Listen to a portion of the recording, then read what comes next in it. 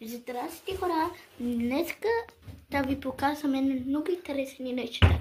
Това си го слагам на устните, защото е много хубаво.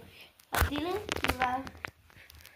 И сега по-скоро да направим още неща. По-скоро съм сега рисувала. Ето бручичата ми Адил. А сега батко ми, той държи. Кажи здрасти. Здрасти. Ние сме в нас и със сигурност близки. И сега наистина да покажа много интересно.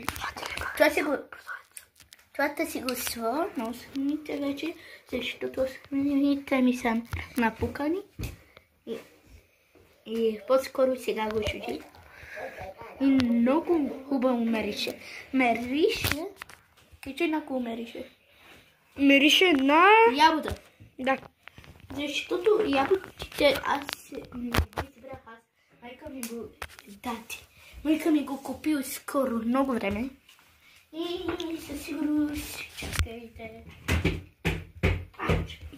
Аз се определю всеки ден си играм с тази играчка на Мики Маус.